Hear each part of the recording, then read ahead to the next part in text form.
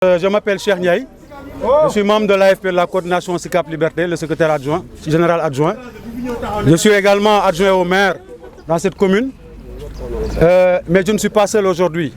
Vous avez en face de vous le collectif, le front qui est né hier, qui est composé de l'AFP, du PASTEF, du PDS, du Grand Parti, de la LD, du Parti Socialiste, des mouvements de citoyens du PUR et des mouvements citoyens qui sont ici aujourd'hui présents, et de Teki aussi, que représente ma soeur, Madame le maire Djalima Kamara. Donc nous sommes là aujourd'hui pour dénoncer cette forfaiture en marche dans la commune de SICAP Liberté et dans la plupart des communes de Dakar. J'ai eu entre samedi et aujourd'hui au moins 6 maires qui dénoncent les mêmes faits, avec la complicité, je le dis, de l'administration territoriale, qui est une administration aujourd'hui anti-républicaine, une administration payée par nos deniers publics, payée par nos taxes et qui ont pris la carte d'un parti. Alors il faut qu'on dénonce cette forfaiture. Nous ne laisserons pas passer ces faits-là.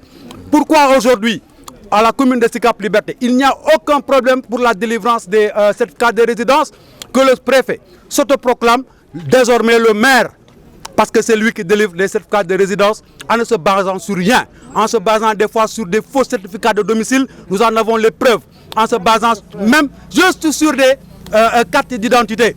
Il y a une machine qui est à la sous-préfecture qui produit des certificats de résidence, ce qui est anormal et illégal. Nous devons tous dénoncer cela. Et le but, il est simple, c'est de vouloir faire un hold-up lors des prochaines élections.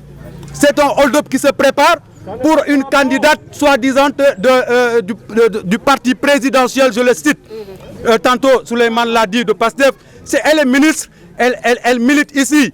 Si elle habite la SICAP Liberté, j'en doute. Si elle aime la SICAP Liberté, j'en doute. Si elle a un tant soit peu de considération et de respect pour les populations de SICAP Liberté, j'en doute.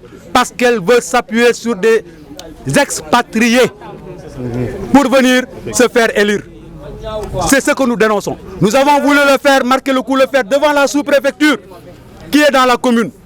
Et la police est venue nous chasser comme des malpropres dans notre propre commune. C'est nous qui avons hébergé cette sous-préfecture-là.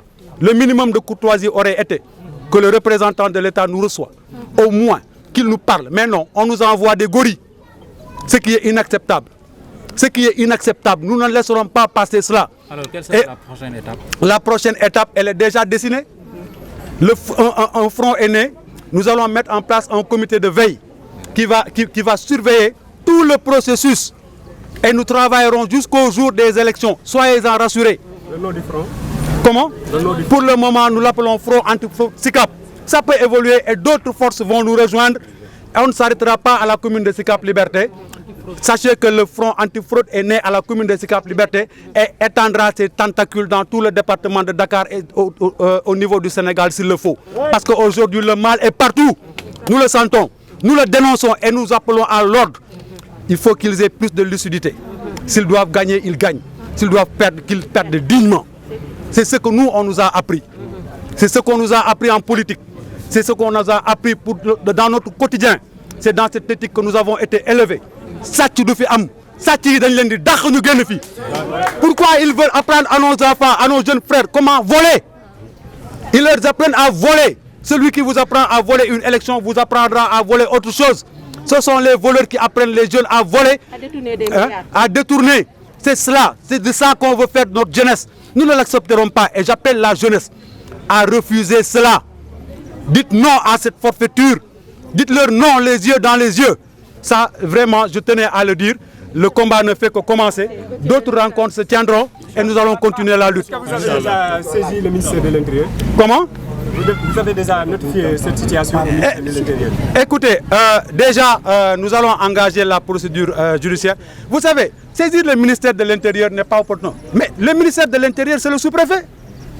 C'est le sous-préfet, monsieur. Celui-ci refuse de nous recevoir. Rien que pour éclairer, rien que pour nous entendre. Il ne peut pas, parce qu'il ne veut pas nous regarder les yeux dans les yeux. Il aura honte. Ce sera toute honte but qu'il nous regardera. Il n'ose pas le faire. Nous sommes là, nous osons regarder les Sénégalais, les Sikapois les yeux dans les yeux pour leur dire ce que nous pensons. Vraiment, je vous remercie pour votre attention. Merci beaucoup.